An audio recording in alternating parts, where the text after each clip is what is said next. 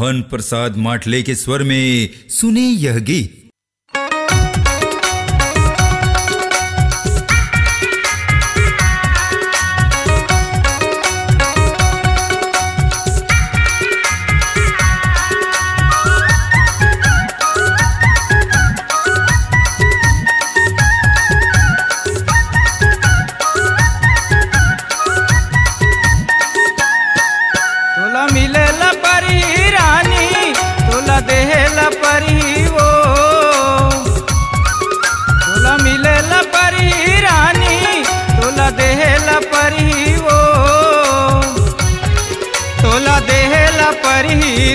दीवानी माया के चिन्हा चांदी के मुंदरी पहनेला परही वो, माया के चिन्हा चांदी के मुंदरी पहनेला परहीना।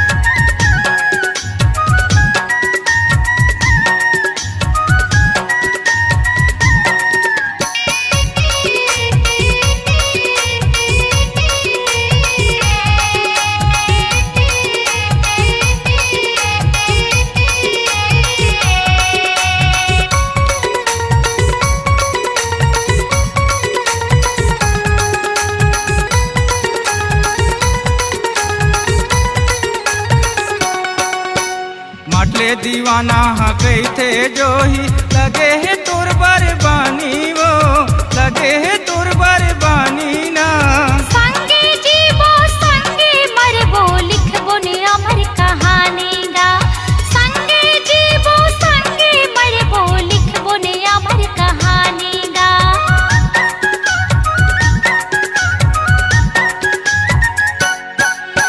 माटले दीवाना हकई थे जो ही लगे है तुर बरबानी वो, लगे है तुर बरबानी ना। संगे जीवो संगे मरबो लिखबो ने अमर कहानी गा, संगे जीवो संगे मरबो लिखबो ने अमर कहानी गा। तोला आएला परही रानी तोला रहेला परही वो, तोला आएला परही रानी तोला रहेला परही वो, तोला देहला परही रे दीवानी माया के चिन्हा प्रेम कहानी लिखेला परहीना। माया के चिन्हा चांदी के मुंदरी पहनेला परहीना।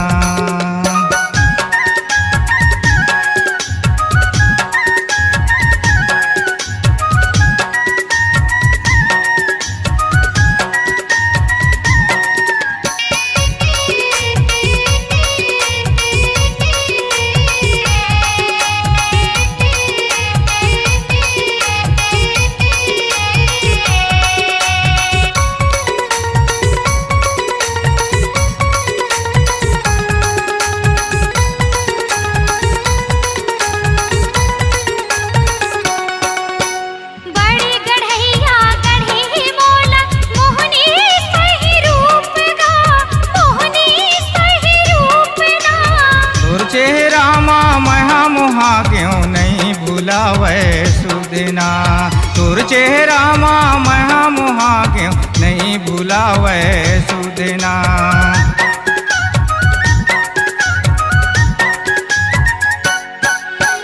बड़े गढ़ैया गढ़े मोला मोहनी सही रूप गा, मोहनी सही रूप ना।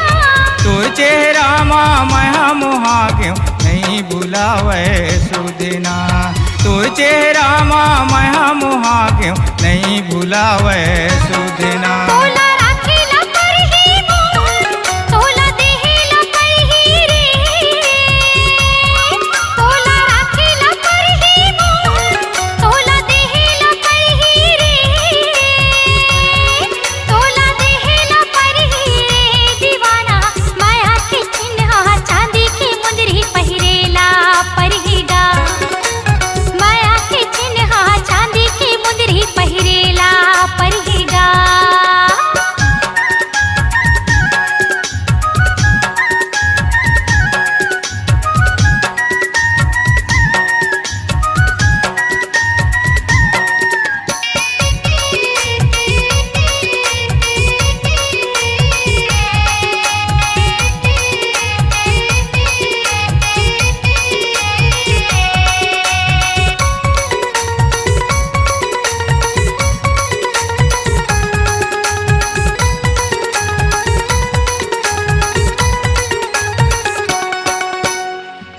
दिलहा मोरे कैथे जोही तोर संग होगी प्यार वो तोर संग होगी प्यार ना भोला झन भोला बे मोहन हो जाऊं बर्बाद गा भोला झन भोला बे मांडले हो जाऊं बर्बाद गा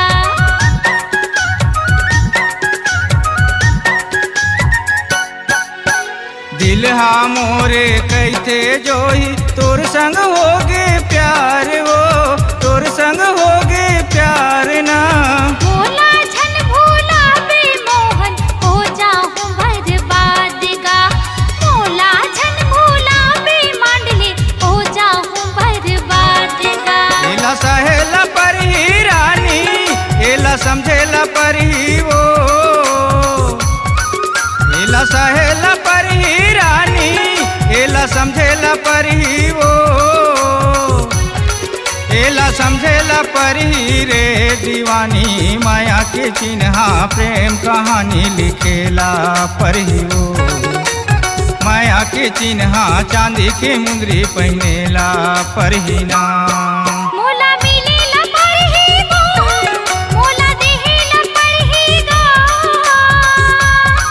मोला मिलेला पर ही गो मोला देहेला पर ही गा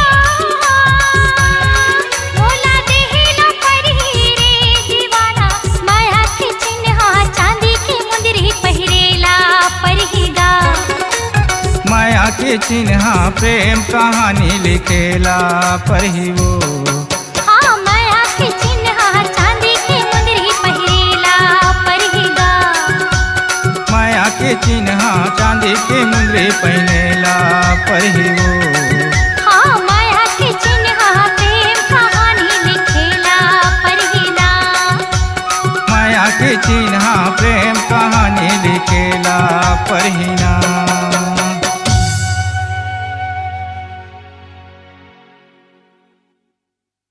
अपनी आवाज को दीजिए एक नया मुकाम। डिजिटल रिकॉर्डिंग की दुनिया का जाना पहचाना नाम स्वरांजलि, जहां गूंजती हैं ध्वनियां अपनी माटी की सौंधी सुगंध के साथ। छत्तीसगढ़ी संगीत के विविध रंग जो पहुंचाते हैं पूरे प्रदेश में डिजिटल रिकॉर्डिंग के संग।